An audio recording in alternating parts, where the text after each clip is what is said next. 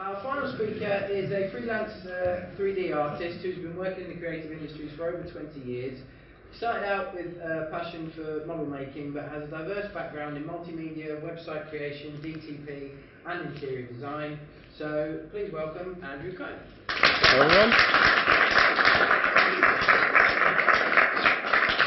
Well, I hope you all did your homework and watched my last video that I did last year, because then it'll just save me so much work. I'm going to take you through my kind of idea of creating realistic rendering-ish, but using a principled method rather than a full realism method, because it's really computationally expensive to actually do real realism, but you can kind of get there. So what do I mean by principled rendering? What is it? Physically plausible surfaces, properly designed materials and textures. You need to make sure you're using linear color space. If you don't understand what that is, there's loads of videos online and you should be using it by now. Physically plausible lights, so that you aren't just using like sort of no fall-offs. You need to make sure you know all of that. Make sure that you're using the full dynamic range that's available in the software. Don't just clamp everything at 100%, because that isn't how it works in reality. And efficiency of design, which is kind of a grey art, and that's where designing materials and lighting that just don't break the bank, because it can be quite slow if you're starting to use realism, right? So you've got energy conserving surfaces. Everything has to have Fresnel, almost. There's exceptions, but basically everything has to have where it's fully reflective on the glancing angle and it's very low reflective on the facing angle, and except for metals, which is a bit complicated. Specular and reflection are basically the same thing. They need to be tied together for it to work properly. The sum total of all your shaders has to be no more than 100%. Now, that's not necessarily meaning that the sum total of reflected light is 100%, it's just the amount of actual possible reflection. So if you've got a 5,000% bright light, it can't reflect back more than 5,000%. It's kind of how the maths works. Conductors and insulators have slightly different rules, and that's basically the two main types of surfaces that you have in reality. There's a couple of little grey areas, special cases, but basically a conductor is something which is a metal, and an insulator is everything else: plastic, wood, glass. All of those things are insulators. It's a bit boring physics, but you know. Energy conserving materials must have fewer texture inputs to worry about to make it easier to use, because these things can get a bit beastly. So in your properly designed materials, the best design is to use an albedo color or diffuse, or depending if you come from Max, they call it diffuse. LightWave, it's color. But it's officially called kind of an albedo color. A plausible dielectric specular. Metalness, which is a new thing. I'm sure in Simon's talk, I wish I'd seen that. I really would have loved to have seen that. The kind of the metalness workflow where you go between a metal and a non-metal. Roughness controls the glossiness. All of that's tied in together. Specular, reflection, all works together. And of course, normal maps or bumps, depending on what works easiest for you. So you have physically plausible lights. Always, use an area. It's best, if you're using point lights, there's a couple of reasons to use them, just because it's easier. But generally speaking, you don't get soft shadows off them, and that's not what normally happens in nature. Use inverse squared fall off. Don't use ambient light. It's really just don't. If you're trying to go for realism, it kills realism. Try and use things like color temperature and lights, and try and use realistic lighting units, and not just abstracts. So if you're designing a principled material, which is the kind of thing that I'm proposing here, you want to have one material that handles most things. Follows the rules, but with artistic control. Blends between the various different types seamlessly, which we do have a problem with in LightWave. Handles microfacet theory, which is something that I'll come to a bit later, and only has a few basic input types that controls everything in the material, so you're not having to mix every single different material separately, because that gets a bit confusing. And allows import of third-party textures. If you're using stuff like Substance Painter, 3D Coat, they all use this type of workflow already. It just means that if you've got a material substance that can do all of this, you can just drag all the materials, textures straight in, it works automatically. So the basic design of a principled material, it needs to have a basic insulator, which covers most things: subsurface scattering, emission, metals, clear coats, which is like an additional layer, things like car paints, if you've got a lacquer layer over the top, and transmission, which is a fancy way of saying glass or plastic, transparent materials. If you've got a principled material, I did a quick, this was me doing this at about 4 o'clock in the morning the other day to try and explain. So you've got like subsurface scattering, standard dielectric, mixing between the two, transparent materials, metals, clear coats. As you can see, if you design it properly, it works properly. You don't get weird errors. And this is how I achieved this. Actually, it's a lie I'm going to show LightWave 2017. Because we basically, LightWave have incorporated a whole new material system into the renderer, and so I'm going to do a bit of showcasing for it today. There's a sneak preview. Fingers crossed, LightWave should be out very shortly. They're currently sort of doing all the debugging and making sure that it works perfectly. I hope I don't get a crash. So let's exit that. Right. So I'm going to just use this basic preset scene. Hopefully.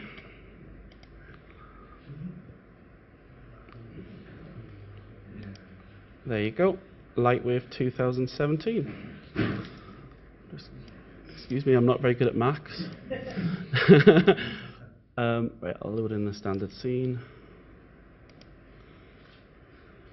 There's a picture there, I saw that. Right, I'll make that full. Right, this is the standard sort of presets thing. VPR. So, material system. All of your materials are now on a drop down. Makes it an awful lot easier. I'm going to change to the principled material. So, basic design automatically has built-in Fresnel. You don't need to worry about that. All you need to do is set your facing specular. If you set it to 0, it disables specular. So that creates a standard sort of matte material. But anything higher than that, if you go 50%, is approximately the equivalent of a IOR of 1.5, so standard glass. Or if I go up to 100%, it creates an IOR of about 1.8, I believe. But we'll stick that at 50%. So I'll let that resolve a little bit just so you can see that the renderer actually does complete. So I've got a number of controls. Color, I don't think I really need to explain that. Subsurface, if I increase that to 100. The subsurface scattering then overrides the diffuse color, and you now get a lovely subsurface scatter material, which obviously it's a little bit slower to render. Everybody knows that.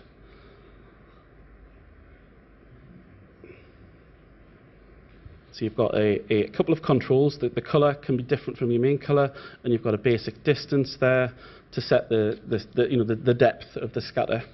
I'll just continue on. If I just set that to 0. Now, bearing in mind here, of course, you've got the node editor, so you can pipe a texture into that. So percentage of it on or off is controllable exactly as it used to be able to. Same as just the color. You've got the node graph. That's your input. All of the things available there.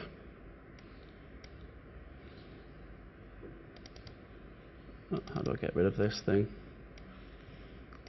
Right, so next I'll go up to metallic.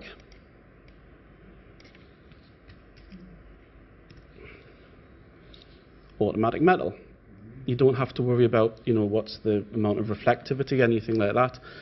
Basically, it takes the base color and makes that the the metal colour. So if I change that to, let's try for, I don't know, try like a copperish colour.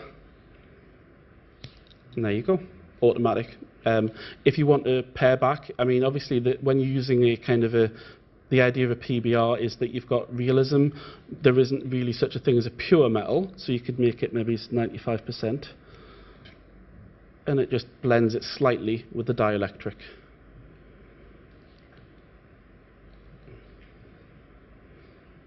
So bear with, obviously, I'm doing the full screen here, so it takes a little time to resolve. You've also got anisotropy,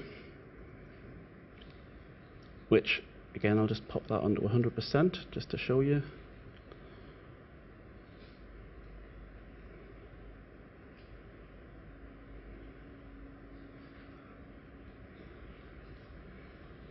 And you can control the rotation. And this again goes 0 to 100%. If you do 50%, it alters the angle by, actually I'll increase the roughness a bit, so you can see the effect a bit better.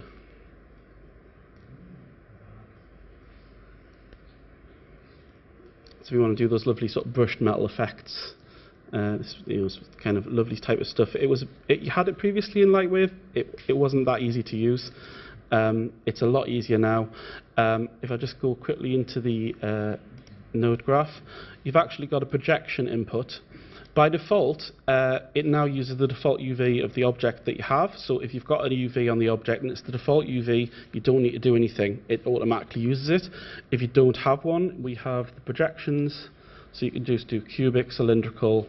It's the standard types, just the same as mapping. Close that. So there you go, that's starting to resolve quite nicely. We've got a nice smearing of the specular highlight.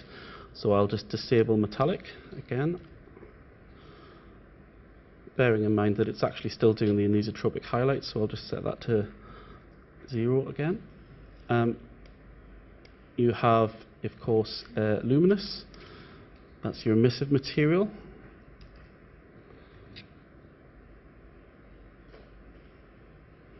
That again, obviously, it'll start affecting the environment if you've got radiosity on. I believe it's on by default.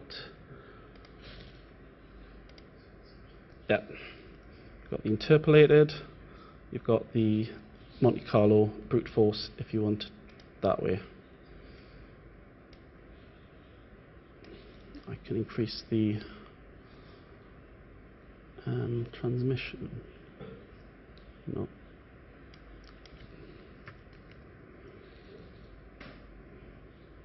Not especially useful, but I'm just sort of demonstrating how that works. You've got the luminous colour, which can be separate again from the main colour. You've got the clear coat, which has its own separate specular gloss. So let's say set that 95%.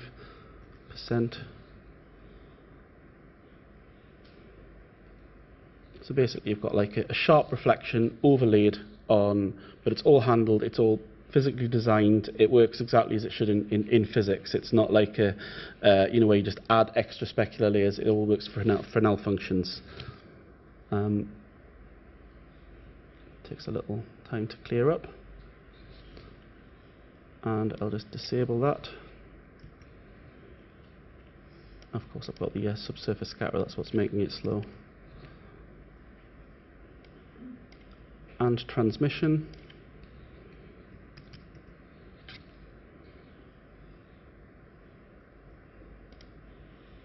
Make a nice colour. This is much easier to use. I mean, this works exactly the same.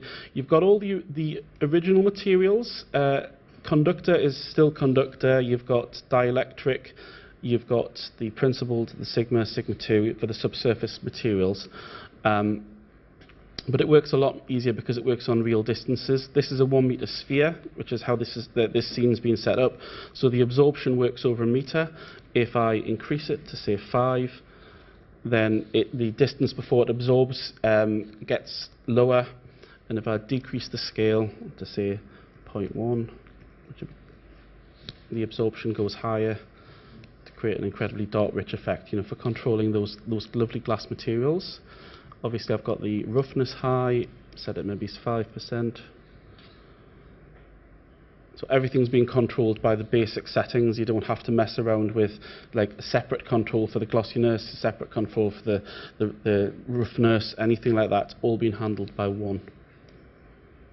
So again, I could try, say, increasing the roughness by 40%, add a clear coat.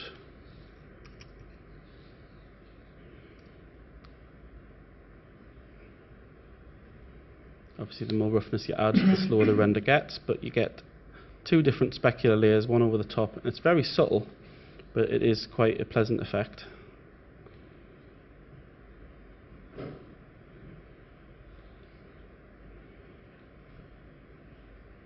When it works. I'll disable that. Other things I want to show you. Oh, there you go. Actually, yeah, you can see there, you've got the central specular area and then the blurrier one on the outside. So, just disable the transmission. Other things I was going to show you today, we've got the wonderful buffer system now. You can render, actually I'll show you in here, you've got all the buffer tab, you access to all of these, you select the ones that you want to render, at render time,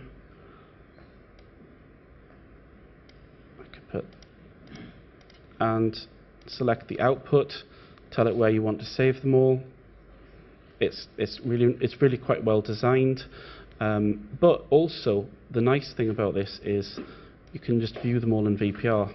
So you've got the let's see, specular direct, which is the effect just of lights on the material.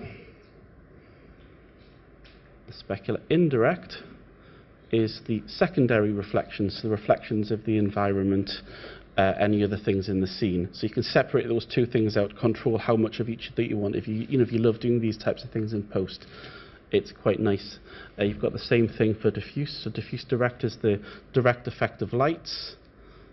As you can see, you've got the limb darkening there because of the Fresnel function, as you would expect.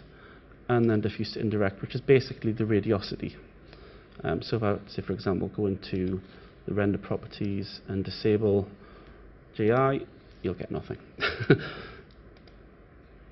You've got the various different controls here, diffuse bounces, the refraction depth, all laid out now in one panel together. You've got the number of samples for each of the different types, except for the diffuse, which is handled specially, obviously, because radiosity needs extra controls for all these types of things. Trying to think of another one to show you.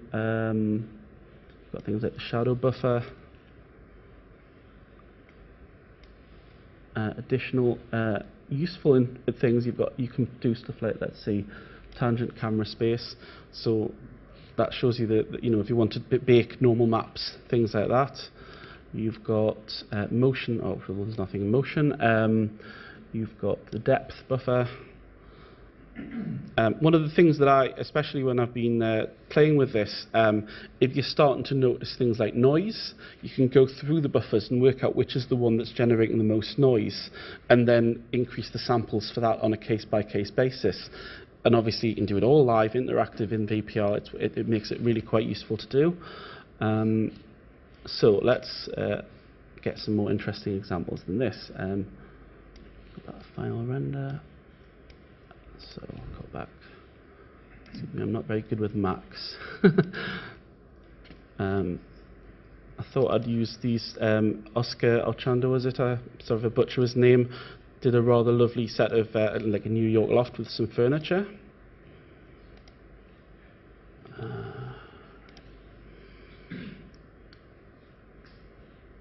So I'd start to do a bit of conversion.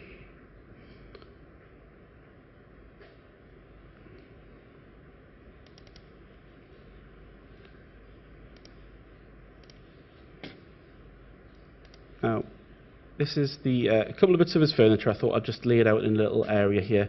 To do interior interactive rendering is a bit slow. all of these materials are done in the principled material. I've got a nice fabric here, which uses the sheen, which is an additional thing. It's for doing like nice soft fabrics. You've got a sheen setting.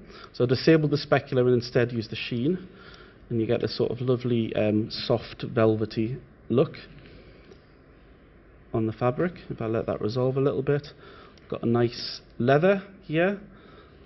If I just click on that, it's just simply one image plugged into the colour, an image that's making a little bit of variation in the specular amount, and a bump map. And that's it. There's no elaborate, complicated nodal setups like I used to have to do physically real materials. You've got one base, all you need, colour texture, a bit of a specular texture, a bump map, and that's it. It's got all of the beauty of the original LightWave material system, but it sort of handled it in a physically realistic way. You've got that's again just a lovely bit of wood, just one texture controlling the whole lot. You've got actually now the surface input has the bump and normal input or the material. That'd be if you want to do things like material mixing. So you can just sort of like have it per material bump, or you can do it on just the surface level. It's your choice. You've also got clip map and displacement there, which is quite nice as well. The little things are just made out of a metal material. Just low roughness, metallic 100%, slightly white colour, metal. Oh, and this is a final thing, the floor it's sitting on is using the shadow catcher node, which is why it doesn't appear to be kind of just there. If I turn it into a standard photo real integrator, you can see the material. I can, say, decrease the brightness, mess around with it. But what the shadow catcher does is it takes the material settings of the material that you're using and just uses that. So in this case, I've got a nice glossy specular reflection on the material that I'm using. So if I just change that to the shadow catcher, you get the shadows and you get the specular reflections, which I can show you in the let's see, indirect specular.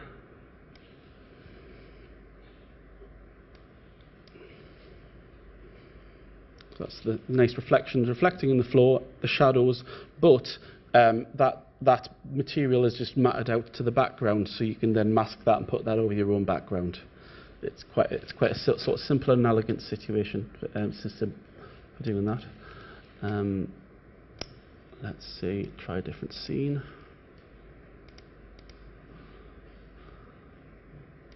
Actually, yeah, this is the one I was just doing the other day.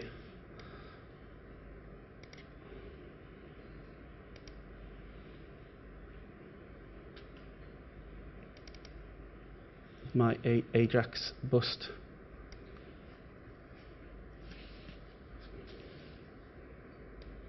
All of the different materials in a single material. What I did here was, it's a little bit of a mess, but I've got a multi-switch, which is using a node instance info.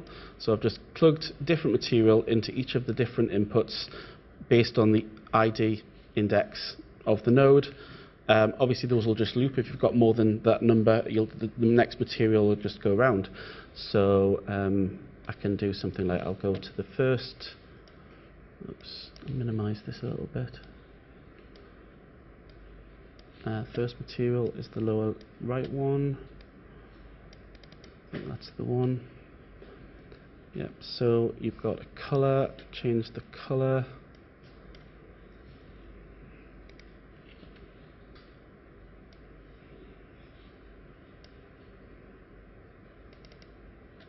Oh, it's got something right. There you go. It's quite a nice flexible system for controlling if you want to individually do instancing surfaces. this sort of shows you've got like a transmissive, you've got a metallic, and that one was a bit crazy where it's got a bit of everything. It's got a bit of metal, a bit of SSS. If you'd ever tried to, I mean, I can't overstate this because if you've ever messed around, tried to miss like subsurface scattering with metals, with transmission, it doesn't work. It didn't used to work properly. Now you can just use material mixer as you did before. It works brilliantly. It's just that the principled material does it all in one sort of nice little package. It's all quite simple. It's a really nice design of a system. I mean, in theory, the system supports any material. You can add more materials to the system. These are just the ones we have right now. It's a much better system than the original node materials. Actually, cancel. Let's see other things. For Al. Oh yeah, I'll use my door.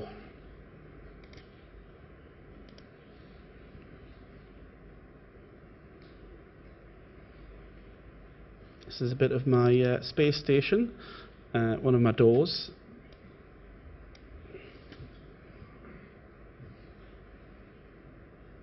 Rather nice brushed metal effect. Now what I did here, I'll just show you. This looks a bit more complicated. I have a radial image. I just made that in Photoshop. It took us about 5 seconds because it's got a radial gradient.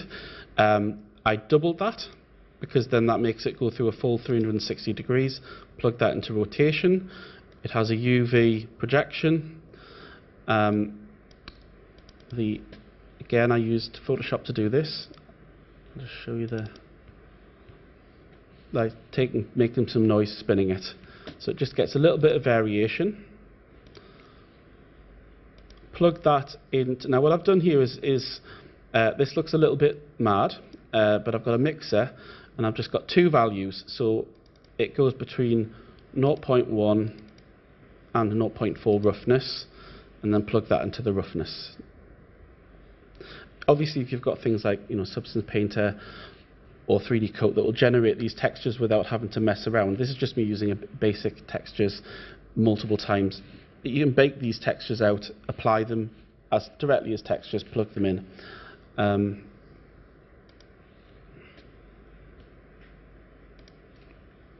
So I'll show you on my telescope.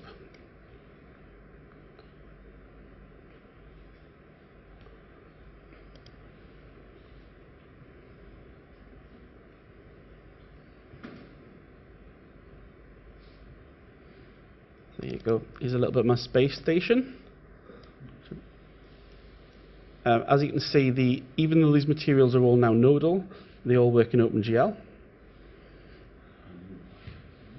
Which I forgot to mention in those furniture. Did you not notice they all had the textures in OpenGL?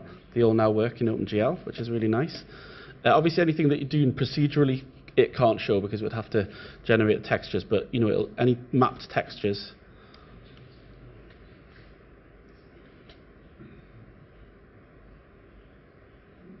Not quite as good as the gravity earlier. Bit of a hard act to follow. So all I've got in this scene is mapped a texture in the background of an Earth image and a single light, and the rest just comes from bounce. I've got a bit procedurally generated noise and an occlusion in this copper material, so I'll rotate that.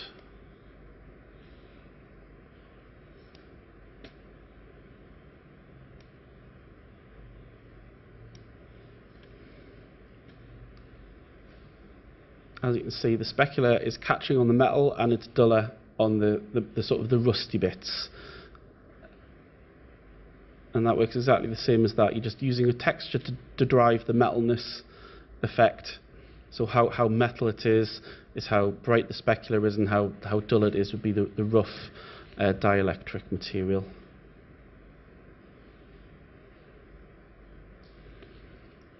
The other thing I'm using here, which is a rather nice feature,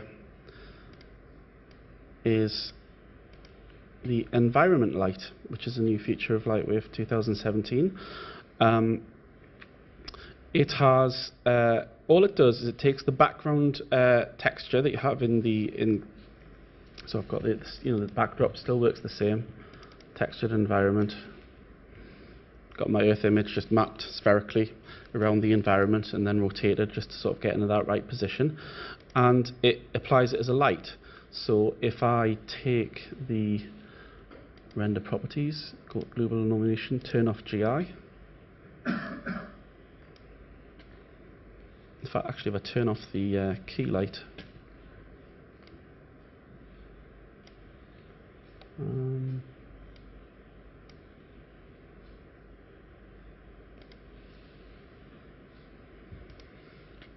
so there's no radiosity there, and as you can see, the lovely fill light's coming from, and that's just being driven by the texture. It's like a lot of people have been saying, is radiosity faster? Well, you don't actually always need to use radiosity. It's not a dome light, it's an environment light. It's 360 degrees wrapped. So you just, any texture that you've got will drive the lighting. In fact, I'll just hide some of these panels because it just gets a bit messy. You can see the lovely underlighting from there. If I rotate it,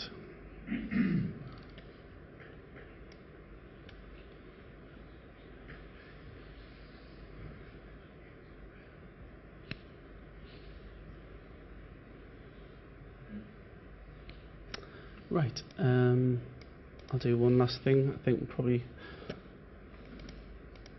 I'm trying to think if there's anything else I can show you. Some of Lino's lovely clouds. I think that's the one.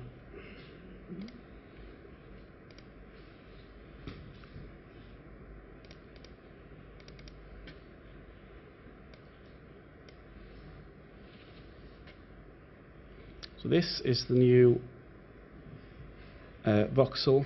Oh, I don't know exactly how it's done. Volumetric engine for rendering textures. Now, at the moment, it will load OpenVDB, but this one is just procedurally driven by a standard LightWave texture. That's it. It's really quite simple. You've got emission, scattering, absorption, texture input. You can have non-pyroclastic, pyroclastic. That means whether it looks like an explosion or not. If I set it to pyroclastic, there you go. Obviously this has been scaled, so it'll look a bit weird. But you get the idea. And although that looks like it's a bit of it's actually just basically a couple of textures plugged into the texture input. Drives the opacity of the clouds. It can receive light from any light source or the environment. I've got a big key light here.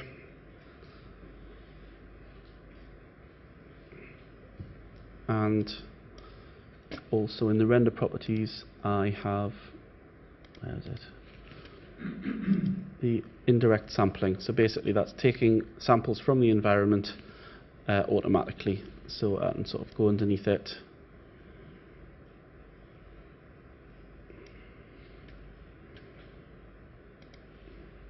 You get a lovely backlit cloud effect.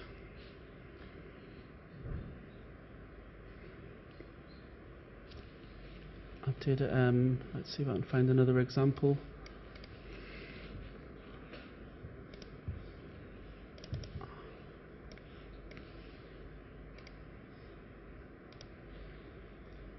Now this one is using particle emission. So I have a FX emitter generating a number of particles.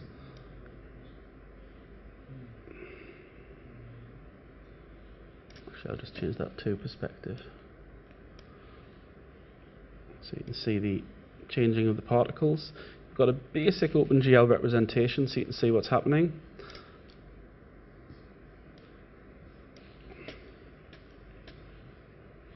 Oh, I'll reduce the number of particles, go back earlier in the timeline.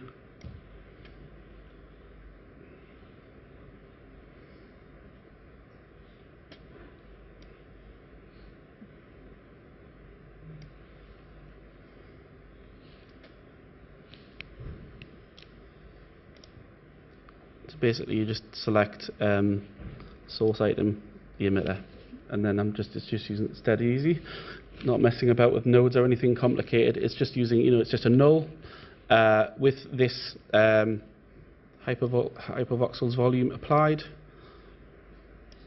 and a basic emitter. So you could use hypervoxels, you could use points. Or if you use something like a Houdini, you can import OpenVDB sequences. I don't have a demo for that, but I've seen it done. It's really quite cool.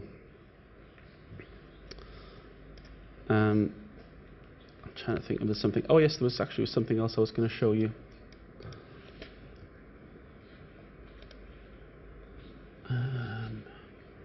Let's go back to my telescope.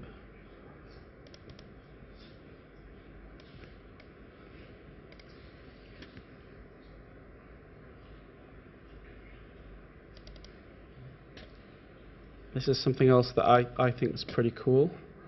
If I just change that perspective view.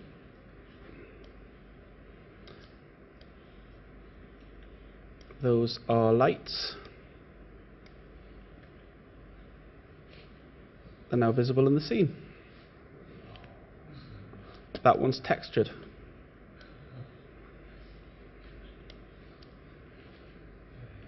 The way this works, it uses, I'll just put the lights on, a system called multiple importance sampling. You have a texture resolution for the lights. Let's see if I zoom in on this. I currently only have 256. I could lower that to say 128. And you'll notice that it'll start to get a bit. Oh, actually, that's the wrong one. Yeah, that's the one. So I've got that set quite high, set to 10.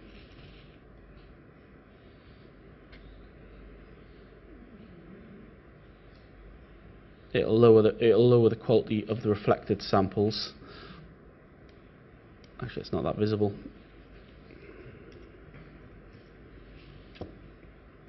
But the actual samples that's separate from the number of lighting samples controlled per light. I can, of course, make it not visible to the camera because you don't always want the lights to be there. And I can't really think of anything else to demonstrate. We'll just go straight to the questions. Hello. You got some questions? Anybody got questions? Surely you've simplified the servicing. Will 2017 ship with presets? I can't answer that. Okay. Or just you can't answer that? No, I don't know. I don't know. I mean, at the end of the day, I've been given the ability to have a preview of this and have a go of it. I don't exactly know everything. I don't work for the company, so I really can't say anything about that. But I will say this: if you've got something like the principal material, it's really easy to make basic surfaces now. You just increase the roughness, change the color, add how much SSS you want. It's a lot simpler to do very easy surfacing now because it works in a very simple, logical, plausible way. It doesn't allow you to have 1000% specular. It just says it's between these two ranges. That's what would normally happen for dielectric material, and that's it. Set the IOR.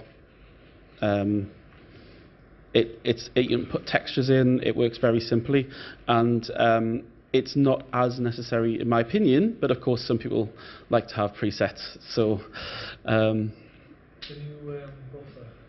Yes. How does it export the images? Are you given the same You basically just tell it where to set them. You can per image. You can tell it, same folder. Use the same sort of string arguments that you can like currently. It'll either save them as a multi-layer EXR or as separate files. Depends on how your workflow. Can you set up groups of objects so you do a single render run and just have like the EXR trailer, and you can have that specific remove that object from that buffer for you? I believe that's render layers and no. No, you can. Oh, can you? Buffers. Yeah.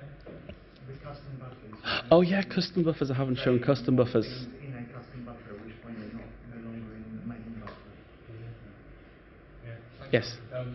One obvious thing is if you've also got a library of existing models which have been then textured and surfaced using the old surfacing system, how do you bring those into modern? Well, they've been working on importing them. The only thing that it doesn't do is automatically convert them. I mean, it's effectively the same system. You just need to start converting your textures over to using Node textures. The new sampling system works much better with the Node editor textures. Yes, it is a bit of a problem, but they're working on that. Yeah. Hi. After playing with it for a while, you've noticed a big increase in the render speed, right? It's difficult to answer that question. It's for setting things up. It's a huge improvement. If you're coming in cold, if you haven't used LightWave before, it's really easy. You probably fight some old bad habits if you have used LightWave before, and you can optimize the render heavily. It is faster. I mean, for doing this is in brute force right now, interactive in the viewport.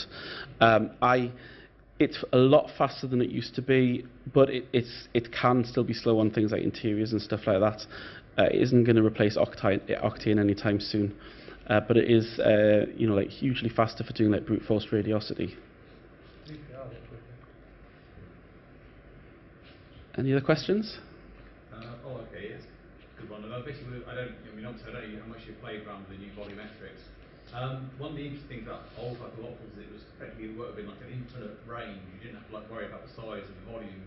Is that something you now need to worry about with the new system? Do you need to the size of it? Because you can make it as big as you want. The only thing that controls it is the step size. So basically, it takes a number of slices. So if you increase the size of the object, all you need to do is make sure that you increase the step size so that you're not generating an infinite number of steps, which will massively slow down the render. It makes little difference if you've got a massive object or a small one, as long as you remember to scale the steps.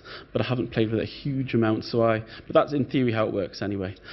Can you also use it to generate open BDB volumes? I don't think so, no. Again, it's not something I'm a huge specialist on. My main thing is the surfacing, but I'm not aware that it does. Hello. Do you still have to polish normals to get things like retro-reflective and dichroic effects with the new surfacing system? What? Retro-reflective jacket. That's not something I've tried. Yeah, I mean, you could have multiple different layers of materials with different reflectivity. Which is reflective in one direction, like a road sign or something like that, the price when you're looking at it. I know what you mean. It's not something I've tried. It'd be an interesting challenge. I can't answer off the top of my head because that's what comes under the slightly above the 95% scale.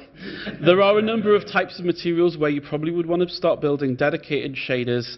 I mean, at the end of it, there still is a car paint shader in there because it handles things like all the little flakes and everything. And it just does it automatically for you. Why build your own? You can with that material because it's got a clear coat. It's got the base coat. You can check the metalness. You could just plug a flakes texture into it. But you can build it dead easily. But sometimes it's a bit like sometimes you just want to go like, car paint red. Right, I'm done. It's that sort of thing. So yeah, that comes under there are a number of. I don't really want to go into it, but there are a number of types of materials that are still difficult to make. But that comes under there always is going to be. Because it involves lots of heavy kind of thinking about it and changing and messing on with the normals and things like that. Oh. You mentioned how the nodal images show up in OpenGL now. They do, yes. With normal maps. Yes. In OpenGL. Yes. I don't have a scene that I can demonstrate that on, but it does, yeah. project about a year and a half ago, basically, for a TV promo. And I basically like to do just like a sort of wall of photographs, basically. I had a real nightmare though, because I could basically obviously to work a bit faster in OpenGL would have been my preferred way to work with it. But because I had to use text as supplied as images with embedded alpha channels, so I had to do it with the node editors to actually use the transparency of the PNGs to derive the cutting out of the images. All right, yeah.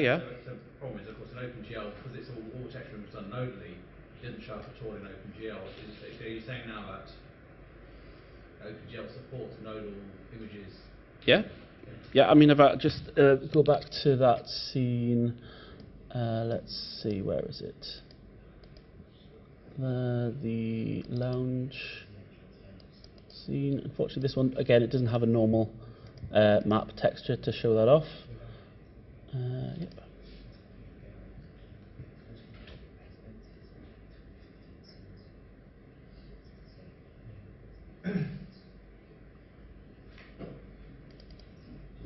There you go, OpenGL. Textures. They're not exactly exciting textures, but it's the textures that I'm being mapped. That's the... Let's find the... Yep, that's the node texture plugged into color, bump, and the specular just to provide a bit of variation.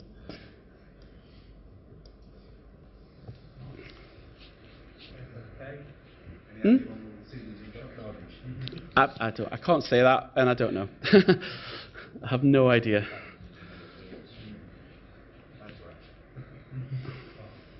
You can ask. Yeah. It's called LightWave 2017. That's a long time. 2015 came out again, 2014. It's usually the end of the year, around the end of the year. While speculation commences. All I will say is, as you can see, it didn't crash. No. It's getting very stable. There's just little bits and pieces. It's pretty much nearly ready, so I imagine soon, but I obviously have no idea. I'm not in the marketing department of New Tech, so. Are there any other nice features in it you like?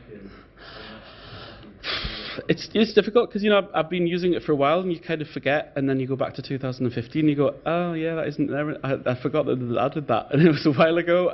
So it's difficult to try and remember all the little nice tweaks and changes and things and bits and pieces that they've done.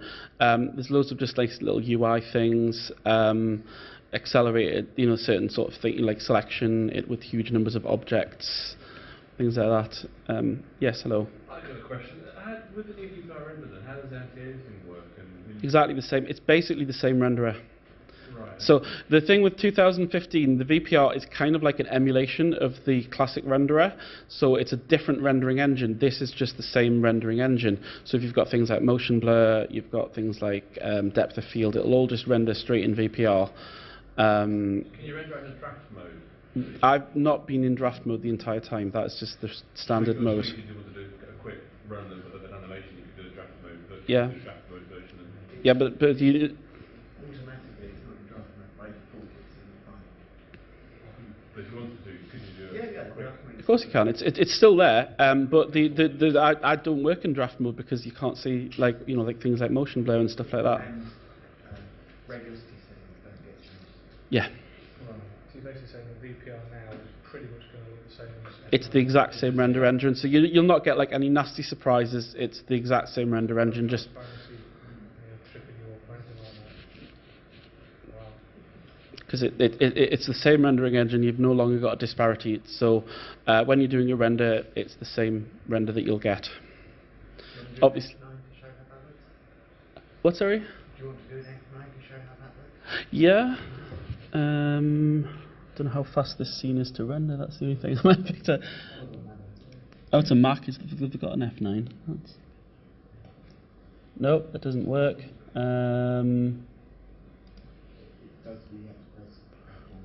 Yeah. So when you're doing, that's not an interesting frame. I think that's because I haven't actually pointed a camera at it. Yeah. bear with, I'll just point the camera. If you switch it back to perspective. Oh yeah, I can do that, can't I? On camera mode. Thanks, Ben. Go to match perspective, selected camera.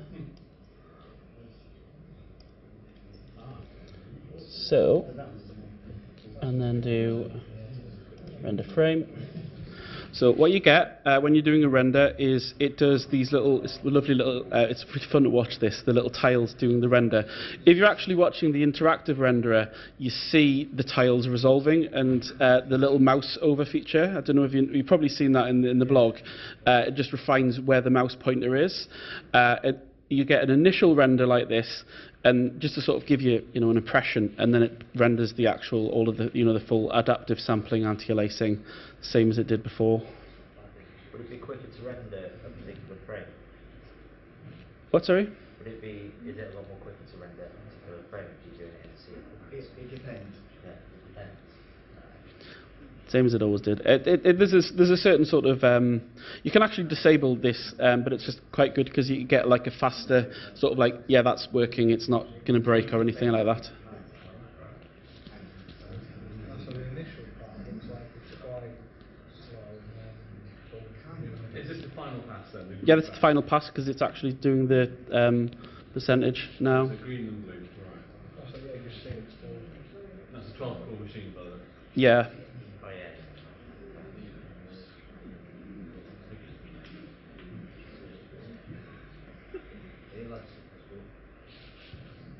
So it's full HD. 1920 by 1080. No, because this Of course, I've got loads of glossy surfaces on that, so it doesn't help. deformation stack. Hmm? Do you know how to do deformation stack? It's what, sorry? Deformation stack. Yeah, I didn't show that, did I? I can't show everything. I'll leave something for Lena or two. Actually, I've asked the awkward question. Have there been any changes to modeler at all? A couple. We can leave it here for a little while in terms of if anyone No, no. wants to talk to Andrew about anything else, but we are going to have to wrap it up now in terms of the staffing for the college and whatnot. But I'm going to just ask Andrew to conclude by drawing the raffle for the one. Yes. So if you wouldn't mind, Andrew, please. Yeah, certainly. In there. Drum roll. I've got number 25. 25, that one. I get to be I wouldn't know what to do with it.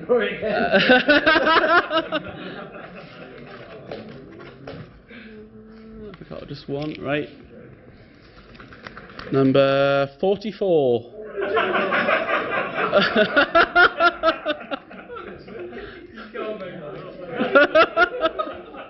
There we go. You managed to Tony before you leave. I'd just like to round off, folks, by just saying thank you to Andrew and all of the guest speakers that we've had here today. If there's any in the room, honestly, thank you very much for your time. Thank you very much for joining us. Thank you, Andrew. Cheers.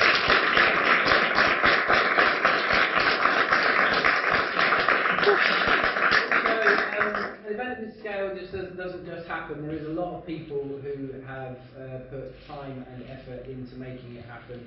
There's too many to name individually, but I'm just going to do a few notable mentions. The technicians and learning advisors, Niall, Tom, Rob, and John, who make sure that all the technology and everything has been working soundly today. All of the staff from Creative Industries and Create Theatre, who have supported the event either by being here or by organising students who've helped out.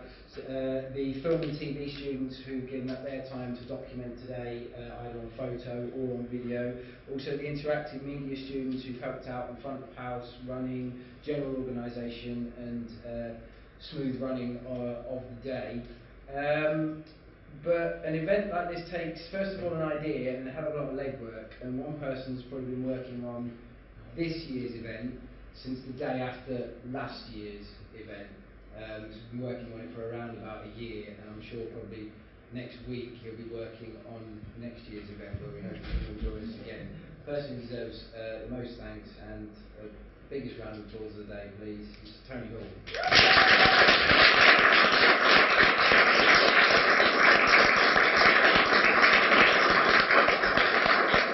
Bill said he'll be buying everybody a drink in the Rush League, which he just done. Hey!